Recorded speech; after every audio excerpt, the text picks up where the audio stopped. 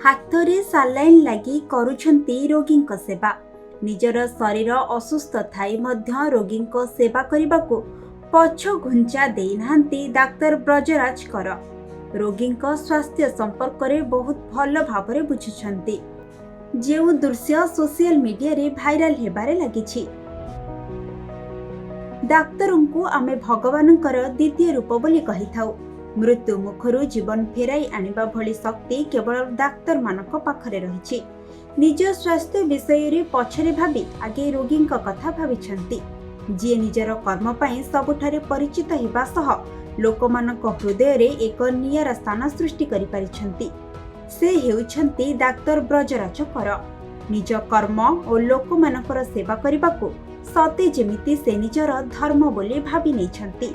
निज देह असुस्थ थाई मध्य रोगींक सेवा करिबाकू हॉस्पिटल आसिछंती। एपरि एक दृश्य गजपति जिला रामगिरी स्थित प्राथमिक स्वास्थ्य केन्द्र रे देखिबाकू मिलिछि। स्वास्थ्य केन्द्रर एकमात्र डाक्तर ब्रजराज कर कर्तव्य को निज जीवनर व्रत भली पालन करी निजे असुस्थ थाई मध्य रोगींक सेवा करुछंती। हाथरे डाक्तर जनक सालाइन लगाइछंती। सालाइन लगाइथिबा अवस्थारे से रोगींक सेवा करुछंती। टिकिए विश्राम नेबा बदल रे से रोगींक दुख सुख बुझुछंती। रोगी माने मेडिकल ले डाक्तर को अपेक्षा करिथिबार सुनी डाक्तर सालाइन लागिथिबा अवस्थारे स्वास्थ्य केन्द्र रे पहुंचीथिले। रोगींक स्वास्थ्य परीक्षा करिबा सह समस्तंक चिकित्सा करी सेमानकु औषध जोगाइछंती।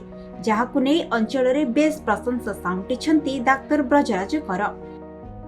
सालाइन नो एंटीबायोटिक एटा पिपेरसिलिन टैबलेट कोडा एटा आगे वो डायरेक्ट नहीं 100 ml एनएस मिसिकी नहीं तो मोर फारिंजाइटिस नहीं आपन को देह असुस्थ तथापि आपन एका ही करिया पड़छि कोन ए मेडिकल ऊपर बाका 15000 पब्लिक डिपेंड होत करछन एटी मोन देले ताका बाका असुविधा हो ना आपका कोडे जिस माने एटु उदयगिरी केते बड देखो तो चंद्रगिरी केते बड देखो जो असुस्थ कथा नाही जदी इंजेक्शन सालाइन लागि मु करि पारुछि ताले କିଛି प्रॉब्लम नाही लोक सेवा करिबा लोक सेवा रे हम आसी जे हम प्रति हमरा हम चाकरी करछि से टाइम हम भुवनेश्वर था एठी के था तो एटा किछि बड कथा नाही लोक वाला को भल पाया मोर किछि अनुभव दउनी मोर सती शक्ति अछि मोर देहरे मोर सालाइन लागि देह खराब लागि मु सेवा करि पारुछि मोर बहुत खुशी लागि छै आपण माने मते एमति सहयोग करनु आपण माने भल पा जाय मो पर थाउ आ देह सब भल रहो जल्दी भल हो जाओ हम टिक अधिक सेवा करि परिया।